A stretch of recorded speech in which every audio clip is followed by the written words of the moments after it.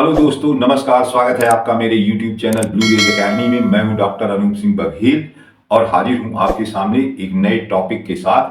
Topic का नाम है ग्लाइकोलेट मेटाबॉलिज्म। तो बच्चों, आज हम लोगों को पढ़ना है ग्लाइकोलेट मेटाबॉलिज्म। यह बहुत ही इंपॉर्टेंट टॉपिक है, तो हम लोगों को देखना है आज ग्लाइकोलेट मेटाबॉलिज्म। ग्लाइकोलेट मेटाबॉलिज्म में पहले अपन थोड़ा सा जान लें कि अपने क्या क्या पढ़ना है ना। पहले अपन पढ़ेंगे क्या, इंट्रोडक्शन पढ़ेंगे, इसका इंट्रोडक्शन, थोड़ा सा इसके बारे में जानकारी लेंगे। इसके बाद अपन पढ़ेंगे डेफिनेशन, की परिभाषाएं इसकी पढ़ेंगे अपन। फिर इसके बाद अपन देखेंगे इसका क्या ऑकरेंस, और इसके बाद अपन क्या देखेंगे, साइट इसका देखेंगे, साइट देखेंगे।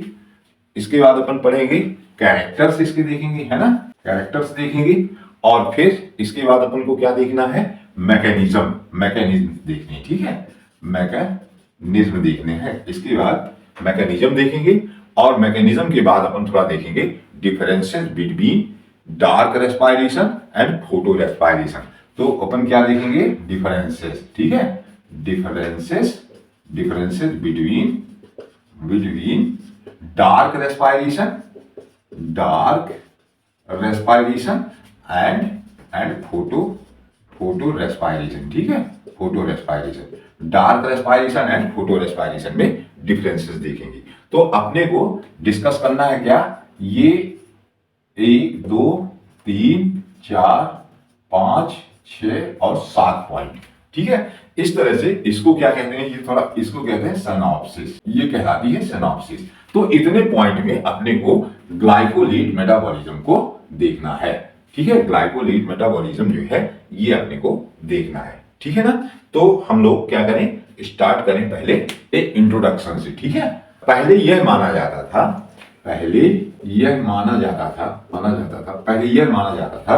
कि डे एंड नाइट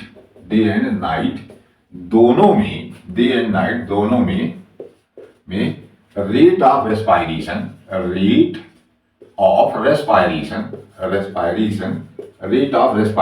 एक समान होती है, एक समान होती है, रेट ऑफ रेस्पायरेशन एक समान होती है। लेकिन आधुनिक वैज्ञानिकों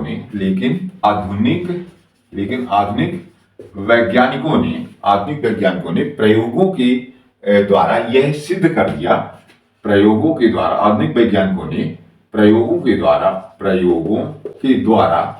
द्वारा यह सिद्ध कर दिया कि रेस्पायरेशन में लाइट का प्रभाव पड़ता है, सिद्ध कर दिया कि रेस्पायरेशन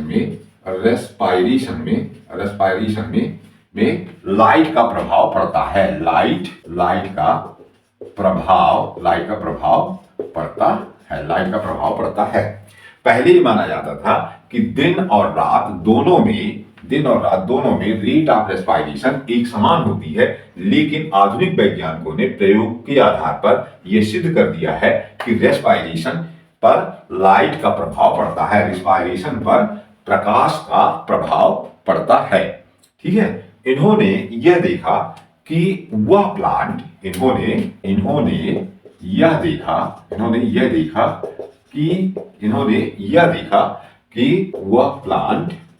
वह प्लांट जो प्रकाश संश्लेषण के दौरान, फोटोसिंथेसिस के दौरान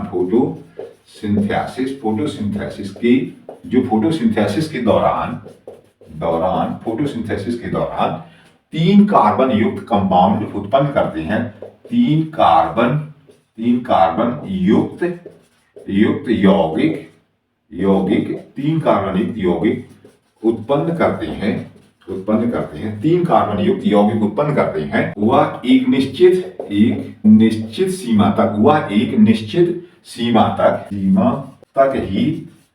तक ही श्वसन के दौरान CO2 उत्पन्न करते हैं, श्वसन के दौरान CO2 उत्पन्न करते हैं। वह एक निश्चित सीमा तक ही श्वसन के दौरान CO2 उत्पन्न करते हैं, और अधिक तेज लाइट होने पर, अधिक तेज प्रकाश में, अधिक तेज प्रकाश में या अधिक तेज लाइट होने पर यह CO2 यह CO2 ग्लाइकोलेट के निर्माण में उपयोग हो जाती है। ग्लाइकोलेट के निर्माण में उपयोग हो जाती है। ग्लाइकोलेट के निर्माण में उपयोग हो जाती है। और जब ग्लाइकोलेट टूटता है और जब ग्लाइकोलेट का ऑक्सीडेशन होता है, ग्लाइकोलेट का ऑक्सीडेशन होता है तो CO2 उत्पन्न होती है। CO2 उत्पन्न होती है। अर्थात यहाँ CO2 का उत्पादन जो है वो लाइट पर निर्भर करता है। अर्थात यहाँ CO2 का उत्पादन किस पर निर्भर करता है? लाइट पर निर्भर करता है। अर्थात यहाँ CO2 का उत्पादन लाइट पर निर्भर करता है। इसलिए इस क्रिया को फोटो रेस्पायरेशन कहते हैं। अब इसलिए इस क्रिया को फोटो रेस्पायरेशन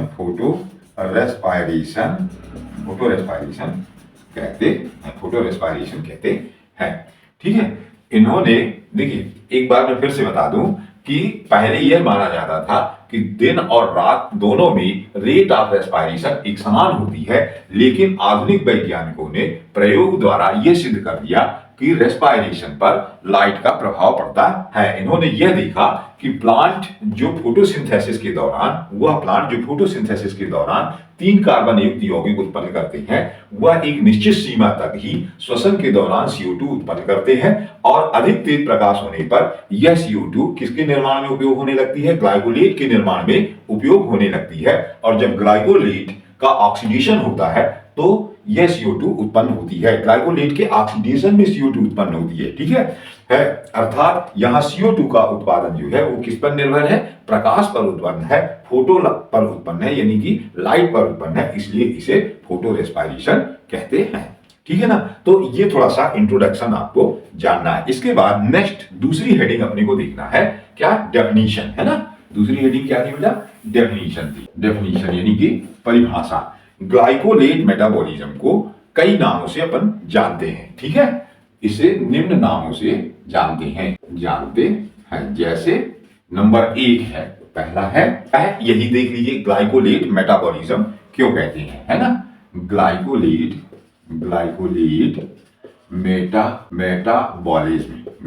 मेटाबॉलिज्म, इसे ग्लाइकोलेट मेटाबॉलिज्म क्यों कहते हैं, है ना। क्योंकि इसमें ग्लाइकोलेट बनता है जो कि रेस्पिरेटरी सबस्ट्रेट होता है और वो ऑक्सीडाइज्ड होता है। ठीक है। तो ग्लाइकोलेट मेटाबॉलिज्म क्यों कहते हैं? क्योंकि इसमें ग्लाइकोलेट बनता है और इसका ऑक्सीडेशन होता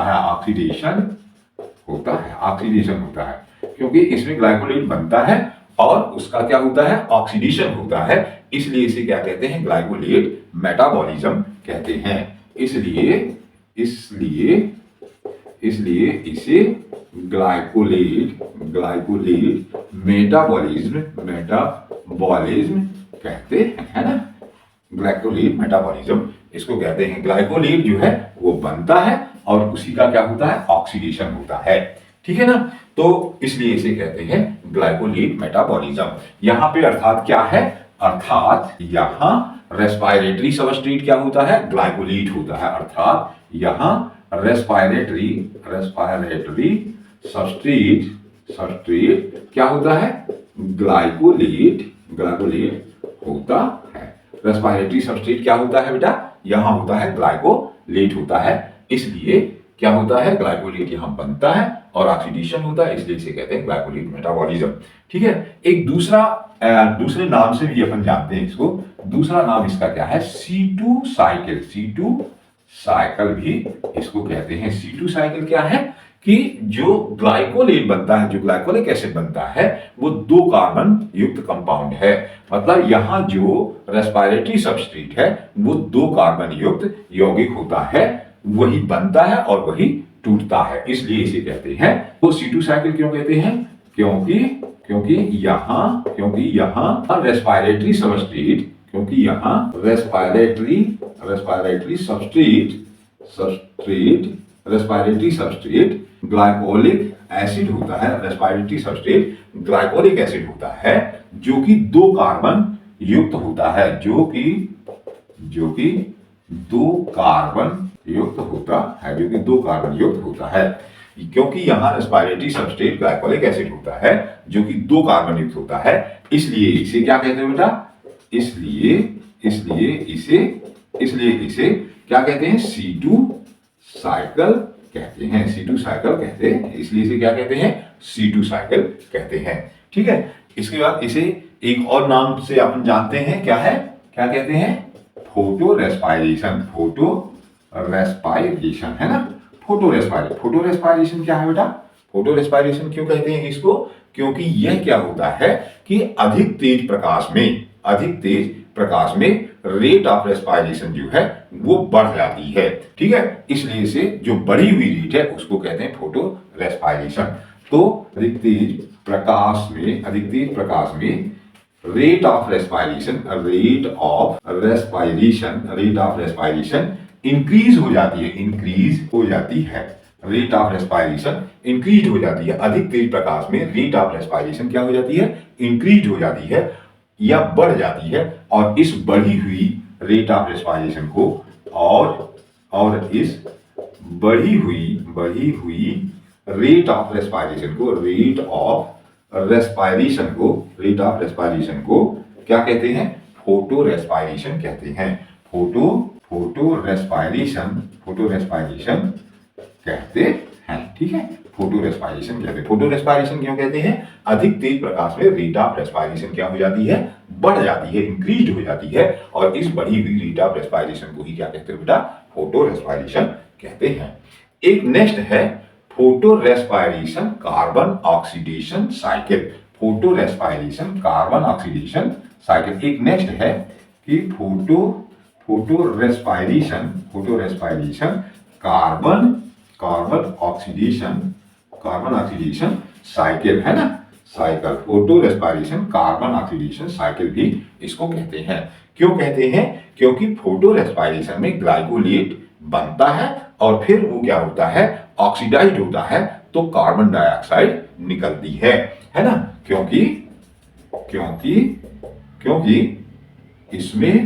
क्योंकि इसमें glycolate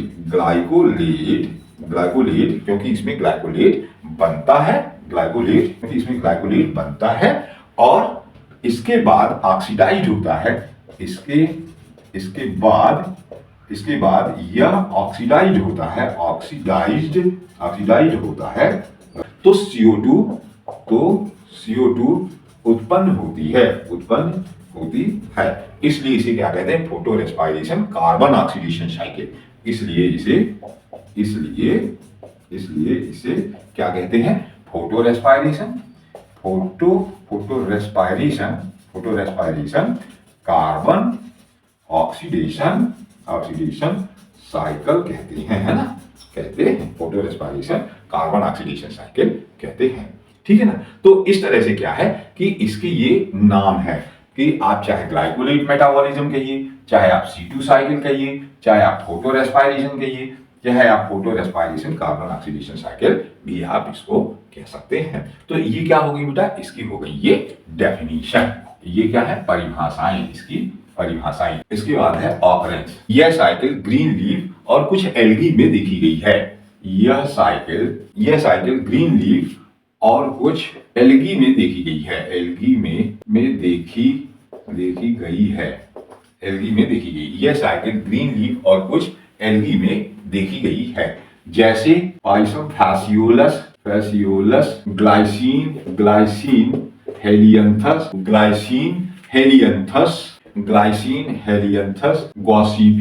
Gossypium, Pisum Phaseolus, glycine Helianthus, Gossypium, beta चुकंदर है ना। चुकंदर को कहते हैं बीटा वल्गैरिस। चुकंदर, कैप्सिकम एवं एल्गी जैसे कौन कौन से हैं, क्लोरेला, क्लोरेला, नाइटेला एटसेट्रा, इनमें पाई जाती है। यह साइकिल ग्रीन लीफ और कुछ एल्गी में देखी गई है, जैसे Pisum, Phaseolus, glycine, Helianthus, Gossypium, Gossypium यानी कपास, ठीक है, बीटा कैप्सिकम और कुछ एल्गी जैसे क्लोरेला एवं नाइटेला में इस साइकिल को देखा गया है। ठीक है, तो ये क्या है, इसके ऑकरेंस हैं, ठीक है ना। इसके बाद नेक्स्ट है इसके साइट, अपन को क्या देखना है, साइट, ये कहां पे होती है सेल में, ये साइकिल कहां पर होती है, ठीक है। यह साइकिल C3 प्लांट के मीजोफिल सेल में, C3 प्लांट के मीजोफिल सेल्स में पाई जाती है, मीजोफिल सेल्स में यह साइकिल C3 प्लांट के मीजोफिल सेल्स में पाई जाती है ना। तो मीजोफिल सेल्स कब होती है, हाई लाइट इंटेंसिटी या high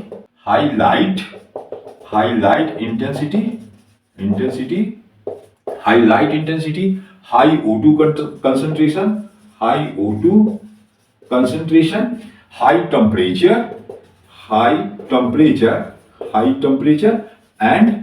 temperature and low CO2 concentration low CO2 concentration में होती है, ठीक है। यह cycle high intensity of light, high O2 concentration, high temperature and low CO2 concentration में होती है, ठीक है। इस साइकिल में 3 सेल ऑर्गेनेल भाग लेते हैं। इस साइकिल में तीन सेल ऑर्गेनेल्स भाग लेते हैं, 3 कोशिकांग इसमें भाग लेते हैं। कौन कौन से, नंबर 1 है क्लोरोप्लास्ट, नंबर 2 है पराक्सीसोम और तीसरा है, थर्ड है माइटोकॉन्ड्रिया, ठीक है, माइटोकॉन्ड्रिया। 3 सेल ऑर्गेनेल इसमें भाग लेते हैं, क्लोरोप्लास्ट, पराक्सीसोम और माइटोकॉन्ड्रिया, ठीक है। नेक्स्ट अपने को देखना है कैरेक्टर्स। अगली हेडिंग क्या है बेटा, कैरेक्टर्स अपने को देखना। कैरेक्टर्स में क्या है, यह साइकिल किसमें होती है, हायर प्लांट्स में होती है। यह साइकिल हायर प्लांट्स में होती है, अर्थात किसमें होती है, C3 प्लांट्स में, अर्थात C3 प्लांट्स में होती है, C3 प्लांट्स में होती है, अर्थात ये किसमें होती है बेटा, C3 प्लांट्स में होती है। नेक्स्ट है कि इन प्लांट्स में जिनमें ये होती है, इन प्लांट्स में बंडल सीड्स नहीं होती और एक ही प्रकार का क्या पाया जाता है, क्लोरोप्लास्ट पाया जाता है। इनमें बंडल सीड्स नहीं होती है और एक ही प्रकार का क्लोरोप्लास्ट पाया जाता है, और एक ही प्रकार का क्या पाया जाता है, क्लोरोप्लास्ट पाया जाता है, एक ही प्रकार का क्लोरोप्लास्ट पाया जाता है। अर्थात कैसा क्लोरोप्लास्ट होता है बेटा, ग्रैनम टाइप का। कैसा होता है, अर्थात ग्रैनम टाइप का क्लोरोप्लास्ट होता है ना, ग्रैनम टाइप का क्लोरोप्लास्ट होता है, ठीक है। नेक्स्ट है कि इनमें तेज लाइट में क्या होता है, ग्लाइकोलेट की सिंथेसिस होती है, हाई इंटेंसिटी ऑफ लाइट में, इनमें हाई इंटेंसिटी ऑफ लाइट में क्या होता है, ग्लाइकोलेट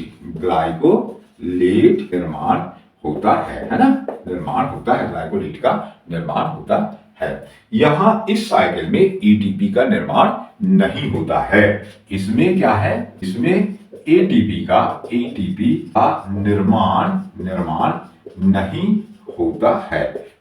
का निर्माण नहीं होता है, और फूड जो है वो ऑक्सीडाइज होता है,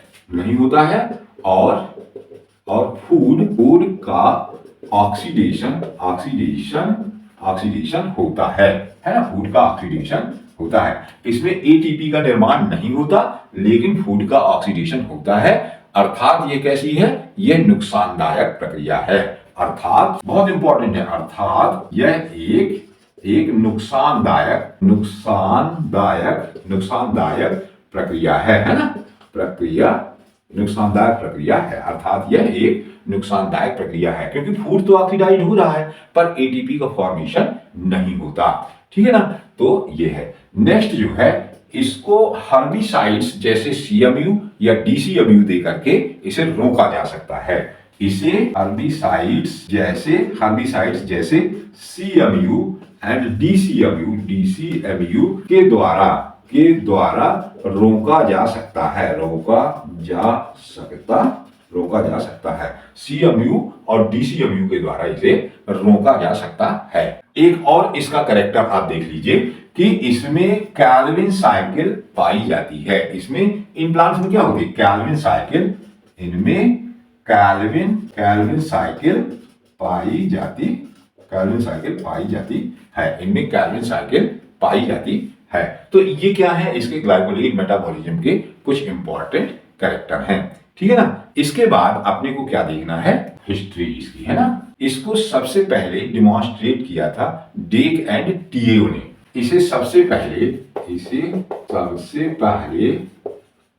डिमॉन्स्ट्रेट किया है, डिमॉन्स्ट्रेट किया है। इसे सबसे पहले डेक और टीओ ने डिमॉन्स्ट्रेट किया है। इस साइकिल को डेक और टीओ ने, ठीक है, नंबर 1। नंबर 2 है, दूसरे है कैल्विन एंड बेंसन।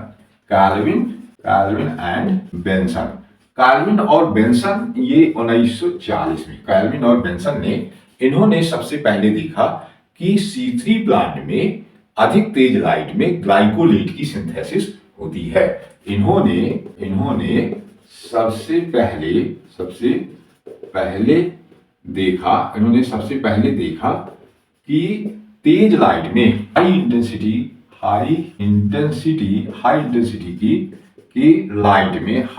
की लाइट में C3 प्लांट में फोटोसिंथेसिस के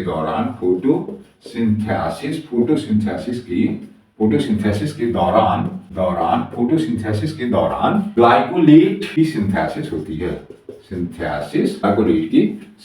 होती है। इन्होंने सबसे पहले कैल्विन एंड बेंसन 1940 ने सबसे पहले ये देखा कि हाई इंटेंसिटी की लाइट में C3 प्लांट में फोटोसिंथेसिस के दौरान ग्लाइकोलेट की सिंथेसिस होती है। फिर नेक्स्ट वैज्ञानिक है तीसरे, जेलिट्ज जी, है ना। जेलिट्ज 1967। इन्होंने तंबाकू की पत्ती पर कार्य करते हुए पाया, तंबाकू की पत्ती पर कार्य करते हुए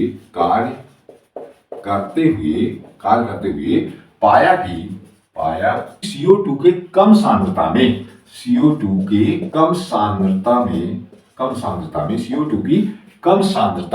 ग्लाइकोलिक एसिड कहिए चाहे आप ग्लाइकोलेट कहिए, ठीक है, चाहे ग्लाइकोलिक एसिड कहिए चाहे ग्लाइकोलेट कहिए, दोनों एक ही चीजें हैं। ठीक है, तो इन्होंने तंबाकू की पत्ती पर कार्य करते हुए पाया कि CO2 के कम सांद्रता में ग्लाइकोलिक एसिड का निर्माण किससे होता है, फास्फोग्लिसरिक एसिड से होता है। फास्फोग्लाइसरिक एसिड यानी कि PGA से होता है। ठीक है, इन्होंने तंबाकू की पत्ती पर कार्य करते हुए पाया कि CO2 की कम सांद्रता में ग्लाइकोलिक एसिड का निर्माण फास्फोग्लिसरिक एसिड से होता है। ठीक है ना, तो जेलिट्ज ने ये बताया। इसके बाद नेक्स्ट है टॉलबर्ट इट ऑल। अगले वैज्ञानिक है टॉलबर्ट इट ऑल। टॉलबर्ट और उसके साथियों ने 1971 में यह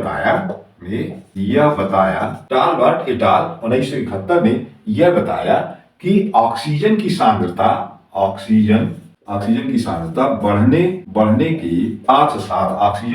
बढ़ने के साथ साथ फोटो रेस्पिरेशन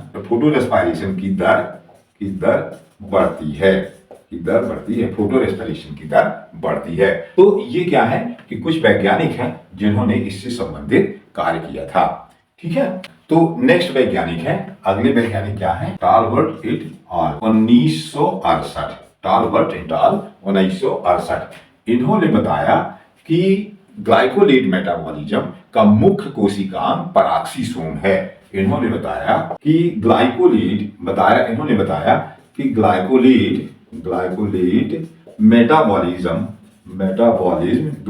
मेटाबॉलिज्म का मुख्य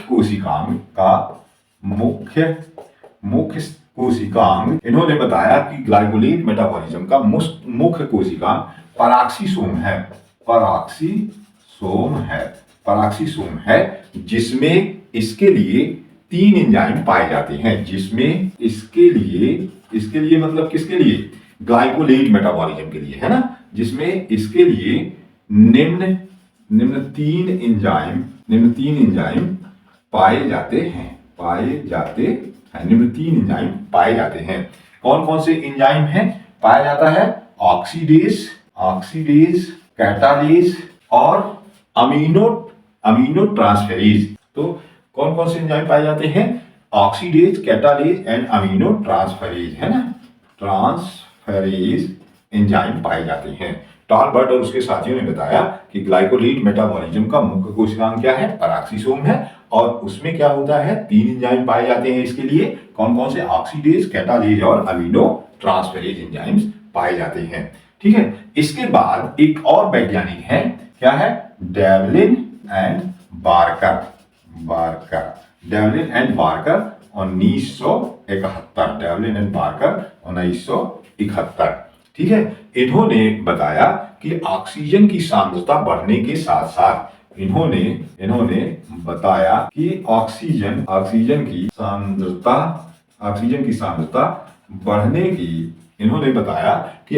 की सांद्रता बढ़ने के साथ साथ फोटो रेस्पायरेशन की दर बढ़ती है।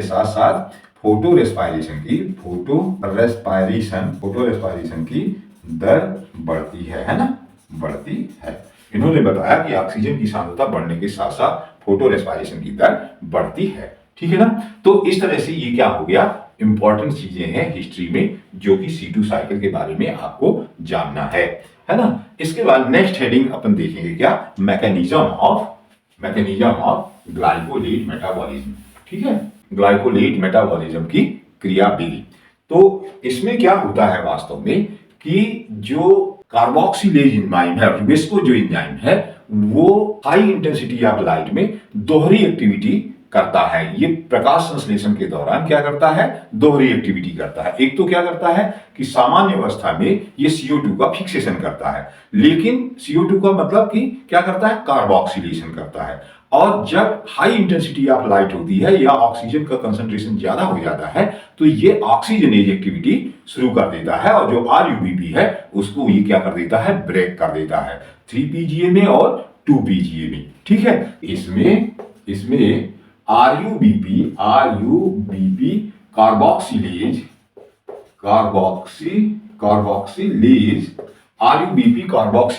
इसको रुबिस्को भी कहते हैं ना, रुबिस्को एंजाइम भी इसको कहते हैं, रुबिस्को भी कहते हैं।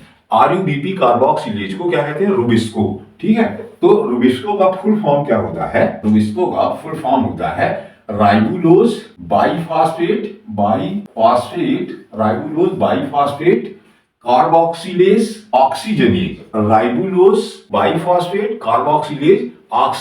एंजाइम भी इसको कहते हैं। किसको, RUBP कार्बोक्सिलेज को। RUBP कार्बोक्सिलेज क्या करता है, दोहरा कार्य करता है। मतलब ड्यूअल रोल प्ले करता है, दोहरा कार्य करता है। क्या करता है ये, सामान्य अवस्था में यह CO2 के फिक्सेशन का काम करता है।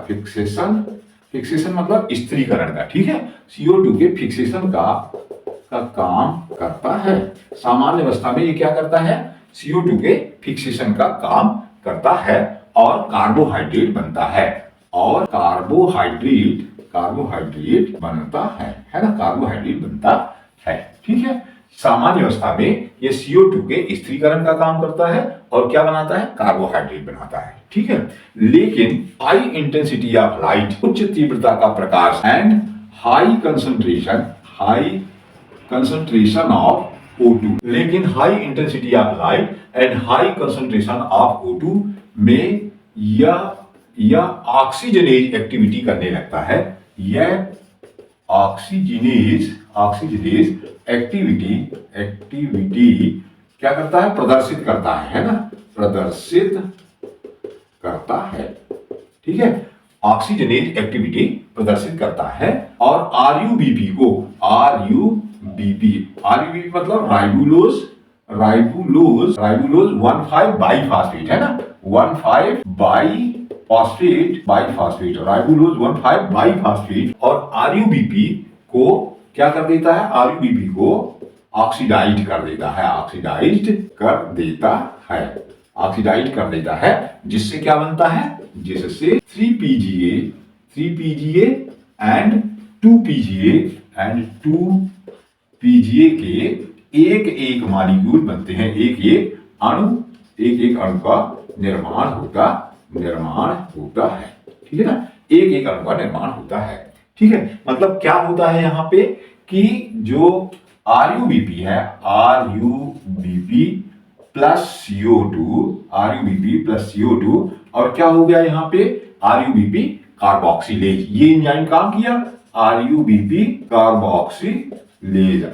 कार्बोक्सिलेज। तो क्या बन जाता है यहाँ पे? यहाँ बन जाता था 3PGA प्लस 3PGA, मतलब 3PGA के दो मॉलिक्यूल्स का यहाँ पे निर्माण हो जाता था। 1 मॉलिक्यूल ये है ना, और 1 मॉलिक्यूल ये। ठीक है, तो सामान्य अवस्था में ये काम होता था। ठीक है, सामान्य अवस्था में क्या हो रहा है कि आरयूबीपी से CO2 जुड़ रही है, मतलब क्या हो रहा है? कार्बोक्सिलेशन हो रहा है। यहाँ पे क्या हो गया है बेटा? कार्बोक्सिलेशन। ठीक है, कार्बोक्सिलेशन हो गया है। अब इसके बाद क्या हो रहा है कि यदि क्या हो जाए? हाई इंटेंसिटी ऑफ लाइट हो जाए और O2 का कंसंट्रेशन क्या हो जाए? बढ़ जाए, तो यही कंडीशन क्या हो जाएगी? आरयूबीपी जो है उसमें क्या हो जाएगा कि ये यहाँ पे क्या हो जाएगा बेटा? ये क्या काम करने लगेगा? आरयूबीपी जो है ऑक्सीजनेज एक्टिविटी करेगा। क्या काम करने लगता है? ऑक्सीजनेज एक्टिविटी करता है। ठीक है, ऑक्सीजनेज एक्टिविटी करता है। कब करता है ये? जब क्या होने लगता है कि हाई इंटेंसिटी ऑफ लाइट और क्या है? O2 high concentration of O2, high intensity of light और हाई कंसंट्रेशन ऑफ O2 में ये इसको क्या कर देता है? ये 5 कार्बन का है ना, ये 5 कार्बन का है। तो ये क्या कर देता है कि इसको 3PGA का एक अणु बना देता है, 3PGA का एक अणु बना देता है और 2PGA का एक अणु बना देता है। मतलब 3 कार्बन का ये हो जाता है, 3 कार्बन का, और 2 कार्बन का ये हो जाता है। तो इस तरह से ये क्या कर देता है? इसको आरयूबीपी को ऑक्सीडाइज कर देता है। और ऑक्सीडाइज होकर के यहाँ क्या हुआ था? कार्बोक्सिलेशन हुआ था, और यहाँ क्या हो गया? ऑक्सीडेशन हो गया इसका। ठीक है, तो ऑक्सीडेशन हो गया तो 3PGA का एक मॉलिक्यूल और 2PGA का एक मॉलिक्यूल बन जाता है। कब बन जाता है? जब हाई इंटेंसिटी ऑफ लाइट और हाई कंसंट्रेशन ऑफ O2 होता है। ठीक है ना, हाई कंसंट्रेशन ऑफ O2 होता है, तब क्या बन जाता है? 3PGA का एक अणु बन जाता है और 2PGA का एक अणु बन जाता है। जो 2PGA है ये क्या है बेटा? यही है ग्लाइकोलिक एसिड। ग्लाइकोलिक एसिड कहिए, चाहे इसी को क्या कहिए? ग्लाइकोलेट, है ना, ग्लाइकोलेट। अब यही ग्लाइकोलेट जो है ये क्या हो जाएगा? आगे चल करके इसकी मेटाबॉलिज्म होगी। ग्लाइकोलेट का क्या होगा? ये ऑक्सीडेशन होगा और फिर से क्या हो जाएगा? आरयूबीपी का निर्माण करेगा। तो नेक्स्ट अपन इसकी मैकेनिज्म डायग्राम के थ्रू थोड़ा सा देख लें तो ज्यादा बेहतर समझ में आएगा। ठीक है, इसमें 3 कोशिकांग भाग लेते हैं। इस साइकिल में 3 कोशिकांग, 3 सेल ऑर्गेनेल भाग लेते हैं। ठीक है, भाग लेते हैं, 3 सेल ऑर्गेनेल भाग लेते हैं। कौन कौन से सेल ऑर्गेनेल भाग लेते हैं इसमें लेता है क्लोरोप्लास्ट, पेरोक्सिसोम एंड माइटोकॉन्ड्रिया। ठीक है, माइटोकॉन्ड्रिया, क्लोरोप्लास्ट, पेरोक्सिसोम और माइटोकॉन्ड्रिया, ये 3 सेल ऑर्गेनेल इस साइकिल में भाग लेते हैं।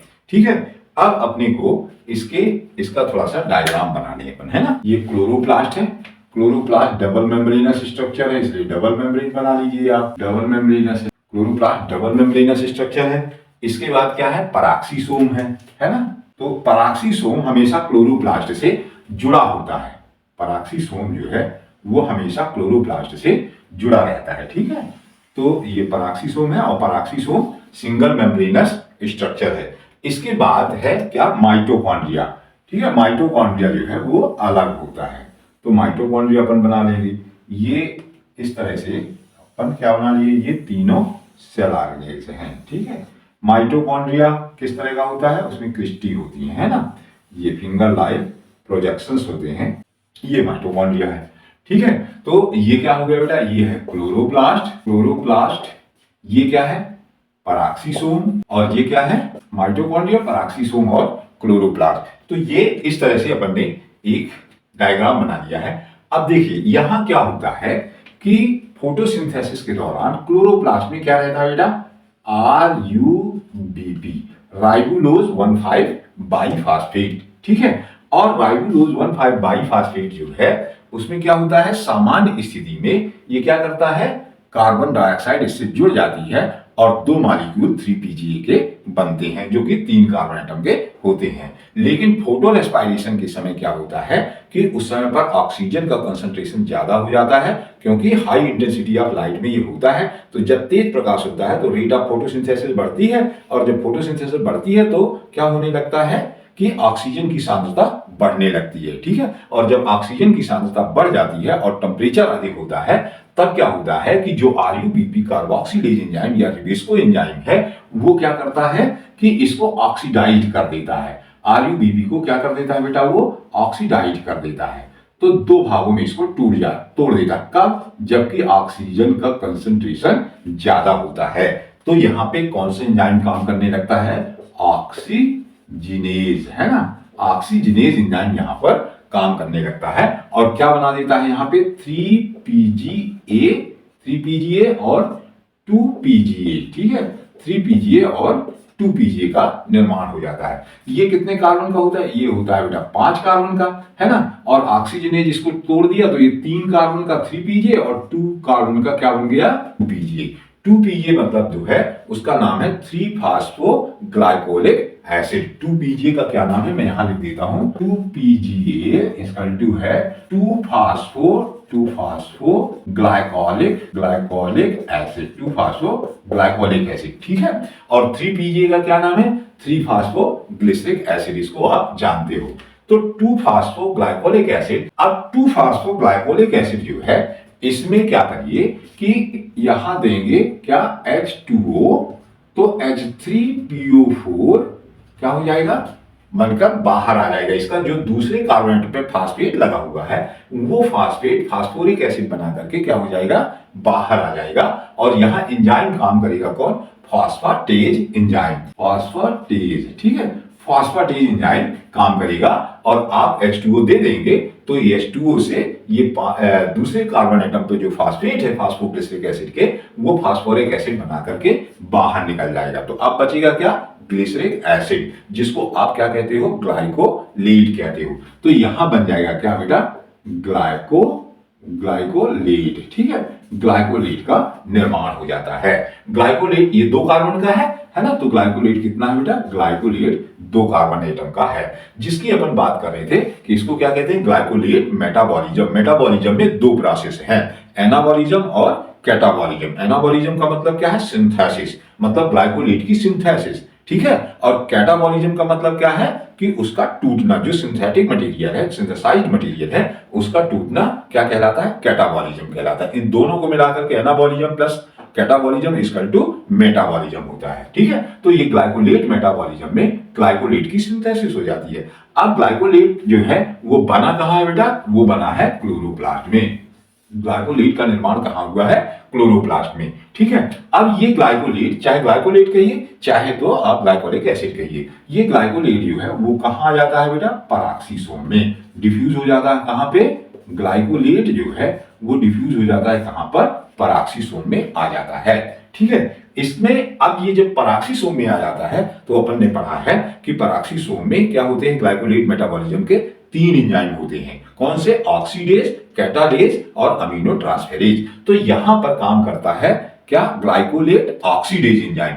ग्लाइकोलेट ऑक्सीडेज एंजाइम यहाँ पर काम करता है और ऑक्सीजन का एक मॉलिक्यूल मतलब कि हाफ O2 जो है वो यूज होता है और यहाँ एंजाइम काम करता है कौन सा, ग्लाइकोलेट ऑक्सीडेज। तो मैं केवल यहाँ लिख देता हूं ऑक्सीडेज एंजाइम। ठीक है, ऑक्सीडेज एंजाइम यहाँ पे काम करता है और ये ऑक्सीडेज एंजाइम इसको क्या कर देता है, बनाता है यहाँ पे ग्लाइऑक्सिलेट। ग्लाइऑक्सिलेट बनाता है, यहाँ पे बनाता है ग्लाइऑक्सिलेट। ठीक है, ग्लाइऑक्सिलेट का निर्माण करता है। ग्लाइकोलेट से क्या बन गया है, ग्लाइऑक्सिलेट बन गया है और साथ में यहां पर बनता है H2O2 प्लस बनता है H2O2 यानी कि हाइड्रोजन पराक्साइड। H2O2 मतलब हाइड्रोजन पराक्साइड। जो हाइड्रोजन पराक्साइड बनता है यहाँ वो पौधों के लिए टॉक्सिक होता है, इसलिए ये क्या होता है कि जल्दी ही इस पे काम करता है एक दूसरा एंजाइम जो अपन ने पढ़ा है, कौन सा, कैटालेज, है ना। कैटालेज एंजाइम जो अपन ने पढ़ा है तो वो यहाँ पे काम करता है कौन सा, कैटालेज। ठीक है, कैटालेज एंजाइम काम करता है तो यहां बन जाता है क्या, half O2 plus H2O। Half O2 plus H2O का निर्माण हो जाता है। देखिए ग्लाइकोलेट मेटाबॉलिज्म में क्या हुआ, ग्लाइकोलेट बना, कहां बना है, क्लोरोप्लास्ट में, और वो ग्लाइकोलेट क्लोरोप्लास्ट से कहां डिफ्यूज हो गया है बेटा, वो आ गया है कहां पर, वो आ गया है पराक्सीसोम में। जब पराक्सीसोम में वो आता है तो उसका क्या होता है, ऑक्सीजन के द्वारा ऑक्सीडेशन होता है और इसमें एंजाइम कौन सा काम करता है, ऑक्सीडेज। और ऑक्सीडेज एंजाइम जो है वो क्या बना देता है, ऑक्सीडाइज करके इसको ग्लाइकोलेट को क्या बना देता है, ग्लाइऑक्सिलेट। ग्लाइऑक्सिलिक एसिड कहिए या ग्लाइऑक्सिलेट बना देता है और साथ में हाइड्रोजन पराक्साइड H2O2 बनती है। और ये हाइड्रोजन पराक्साइड चूंकि पौधों के लिए क्या होती है, टॉक्सिक होती है, इसलिए जल्दी ही कैटालेज एंजाइम इसको क्या कर देता है, तोड़ देता है और तोड़ करके हाफ O2 और H2O बना देता है। तो हाफ O2 जो ये बनता है वही O2 कहां आ जाता है, यहां पे यूज होने लगता है। ठीक है, तो ये इस तरह से यहां पे चक्र ऑक्सीडेज और कैटालेज का चलता रहता है। ठीक है, अब जो ग्लाइऑक्सिलेट है, देखिए ये 2 कार्बन का था, ये भी 2 कार्बन का है और ये भी 2 कार्बन का है। ठीक है, अब यहां पे क्या होता है कि इसमें एक अमोनिया मॉलिक्यूल जो है NH3 जो है, NH3 वो आकर के यहाँ पे क्या हो जाता है, जुड़ जाता है। ग्लाइऑक्सिलेट से अमोनिया एक आकर के क्या हो जाता है, जुड़ जाता है और यहाँ एंजाइम काम करता है अमीनो ट्रांसफेरेज।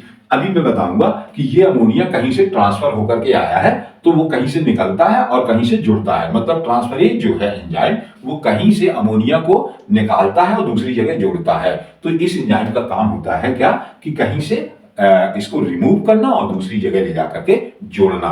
तो यहां अपन एंजाइम लिख देते हैं कौन सा, amino transferase. Amino transferase enzyme जो है वो क्या करता है, काम करता है, कहीं से इसको ले आता है, अभी अपन देखेंगे, और ले आकर के ग्लाइऑक्सिलेट में जोड़ देता है। तो यहां बन जाता है क्या, यहां बन जाता है ग्लाइसिन। ठीक है, ग्लाइसिन एक अमीनो एसिड है ना, 2 कार्बन एटम का है ये। ग्लाइसिन क्या है बेटा, अमीनो एसिड है। ठीक है, अब ये ग्लाइसिन कहां बन गया है, आपने देखा पराक्सीसोम में। ग्लाइकोलेट बना था क्लोरोप्लास्ट में और ग्लाइसिन बन गया है कहां पे, पराक्सीसोम में। अब ये ग्लाइसिन जो है ये पराक्सीसोम से ये क्या होगा, डिफ्यूज होकर के आ जाता है कहां पे, माइटोकॉन्ड्रिया में। ये ग्लाइसिन डिफ्यूज होकर के, विसरित होकर के कहां आ जाता है, ये माइटोकॉन्ड्रिया में आ जाता है। तो इसका नाम है ये ग्लाइसिन। ठीक है, और ये ग्लाइसिन जो है 2 कार्बन एटम का, तो यहां आ जाता है। अब ये माइटोकॉन्ड्रिया के मैट्रिक्स में बहुत सारा ग्लाइसिन रहता है। ठीक है, क्योंकि ये सेमी ऑटोनॉमस सेल ऑर्गेनेल है तो यहाँ प्रोटीन सिंथेसिस वगैरह होती रहती है, तो पहले से ही ग्लाइसिन बहुत सारे प्रेजेंट रहते हैं। तो ये एक और ग्लाइसिन मॉलिक्यूल से मिल करके और ये क्या करता है कि यहाँ मल्टी एंजाइमेटिक रिएक्शन होती है। तो अब यहाँ क्या हो जाएंगे, 2 ग्लाइसिन मॉलिक्यूल हो गए, मतलब 4 कार्बन एटम का मामला हो गया यहाँ पे। तो अब यहाँ क्या हो जाएगा बेटा कि इस जगह पर एक CO2 निकलेगी और एक क्या निकलेगा, यहाँ पे एक निकलेगा अमोनिया NH3, यहाँ पे अमोनिया निकलेगा। ठीक है, तो यहाँ पे क्या हो जाएगा, जब केवल अमोनिया निकलती है और कहीं पे जुड़ती नहीं है तो वहां डीअमीनेशन कहलाता है, वो डीअमीनेशन। तो यहाँ डीअमीनेज एंजाइम लगेगा और यहाँ पे क्या लगेगा, डी कार्बोक्सिलेज एंजाइम लगेगा, तो कार्बन डाइऑक्साइड निकलेगी और इसके लिए एक और वो लगेगा TH टेट्राहाइड्रोफोलिक एसिड THFA।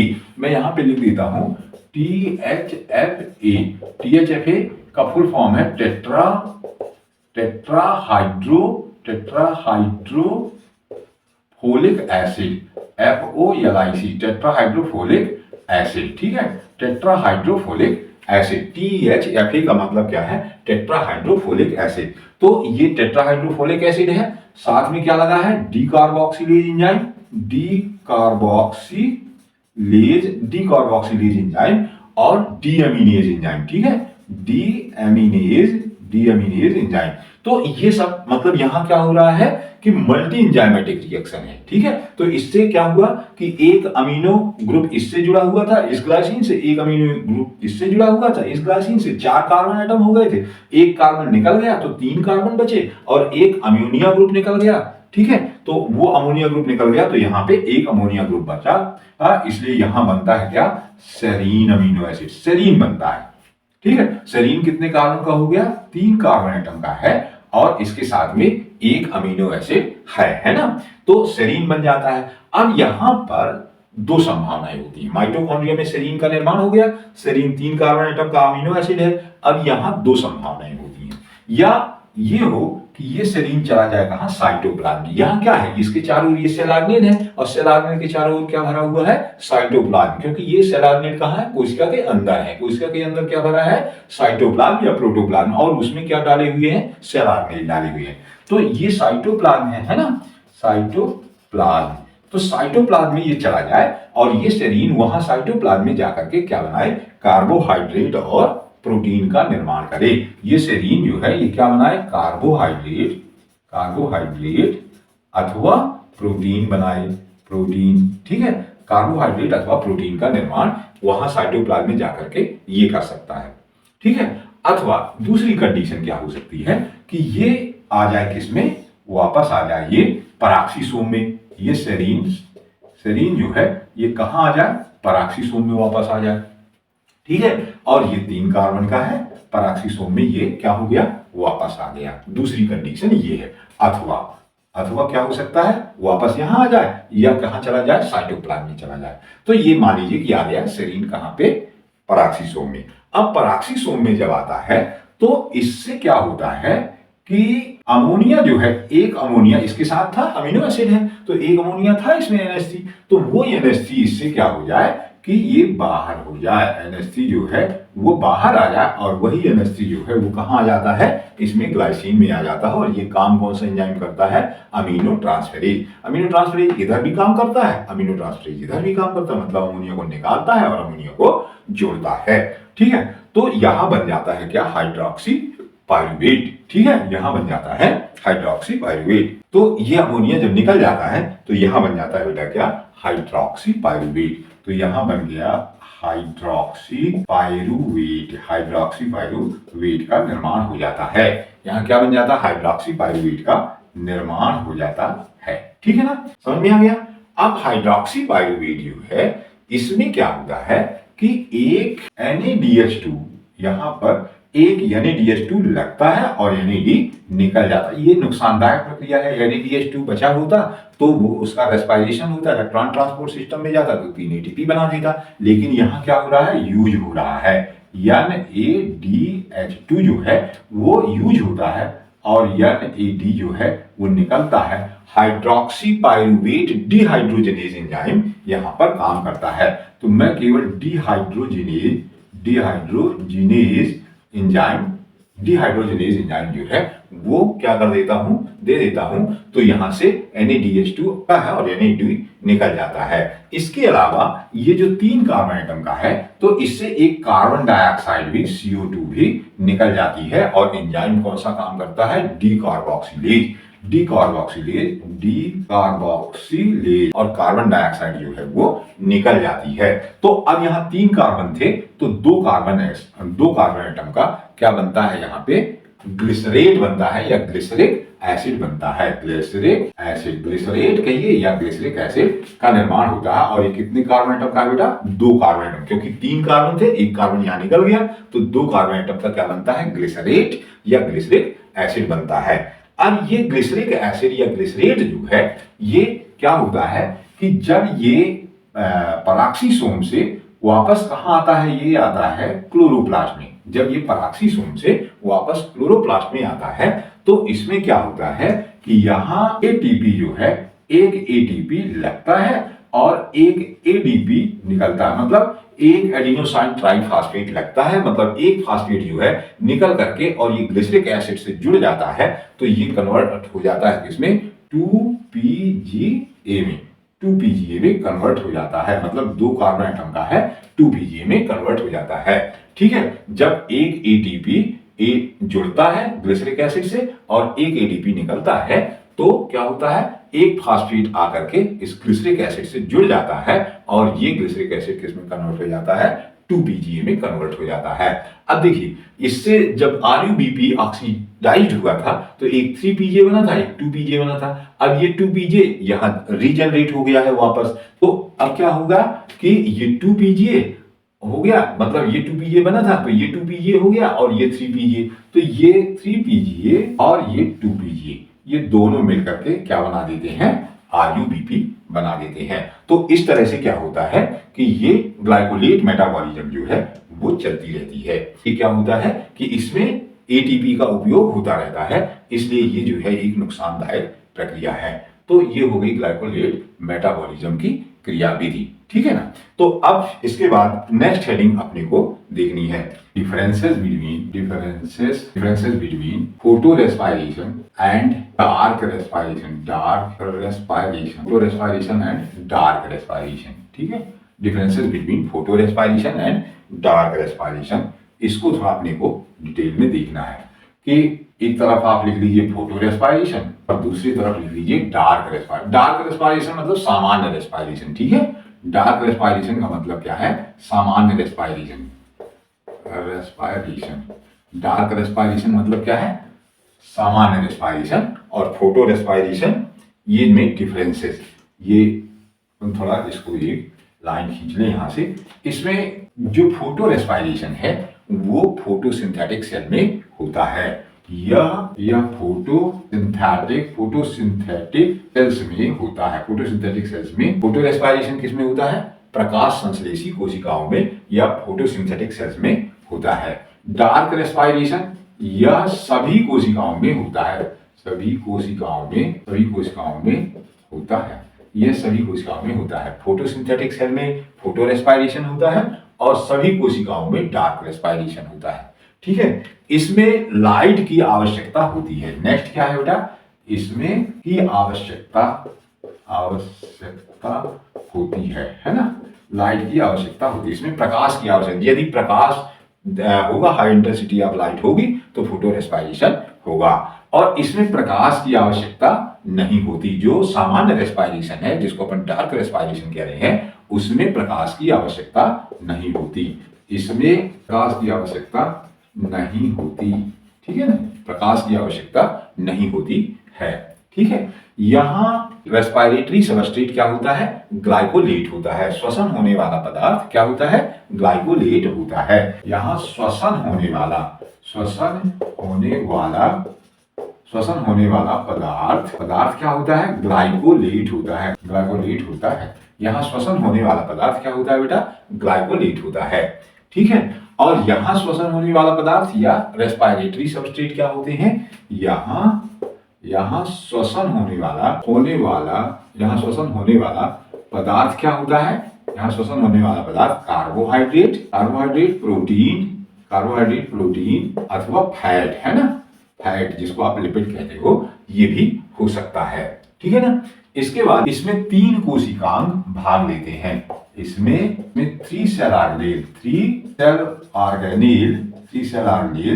भाग लेते हैं, इसमें 3 कोशिकांग भाग लेते हैं। कौन कौन से लेते हैं इसमें, क्लोरोप्लास्ट, पराक्सीसोम और माइटोकॉन्ड्रिया। और यहाँ कौन भाग लेता है, केवल माइटोकॉन्ड्रिया। ठीक है, माइटोकॉन्ड्रिया भाग लेता है।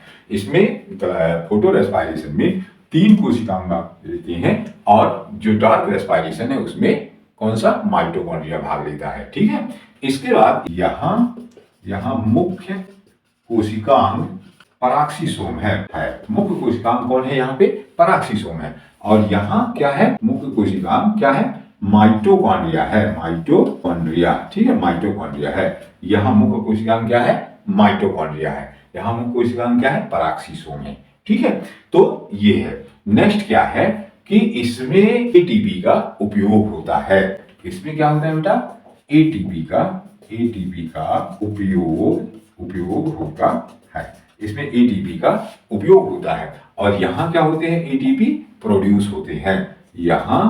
यहाँ एटीपी प्रोड्यूस होते हैं, है ना, प्रोड्यूस्ड होते हैं। यहाँ एटीपी जो है क्या होते हैं, प्रोड्यूस्ड होते हैं। उसके बाद नेक्स्ट है कि यहाँ H2O2 यानी हाइड्रोजन पेरोक्साइड प्रोडक्शन होता, उत्पादन होता है का उत्पादन। यहाँ H2O2 उत्पन्न होता है। यहाँ H2O2 उत्पन्न होता है। यहाँ क्या है, H2O2 उत्पन्न नहीं होता है। यहाँ H2O2 उत्पन्न नहीं होता है। H2O2 उत्पन्न नहीं होता है। ठीक है, इसके बाद ये जो फोटो रेस्पायरेशन है, यदि O2 की सांद्रता 0 से 100% तक बढ़ने यह बढ़ता है। ठीक है, O2 की सांद्रता 0 से 100% तक बढ़ने पर क्या होता है, फोटो रेस्पायरेशन बढ़ता है। लेकिन ये जो है यहाँ O2 की सांद्रता 2% तक बढ़ने पर डार्क रेस्पायरेशन बढ़ता है। ठीक है, O2 की सांद्रता 2% तक बढ़ने पर डार्क रेस्पायरेशन बढ़ता है। ठीक है, डार्क रेस्पायरेशन बढ़ता है। ठीक है, तो इस तरह से ये क्या है, differences between photo respiration and dark respiration. ठीक है, डार्क रेस्पायरेशन और फोटो रेस्पायरेशन में अंतर। तो इस तरह से ग्लाइकोलेट मेटाबॉलिज्म जो है मैंने विस्तार से आपको बता दिया है। आज की वीडियो यहीं तक। यदि आपको मेरी वीडियो पसंद आई हो तो आप इसे सब्सक्राइब, लाइक और शेयर जरूर करिए, जिससे कि दूसरे छात्रों का भी भला हो सके। धन्यवाद।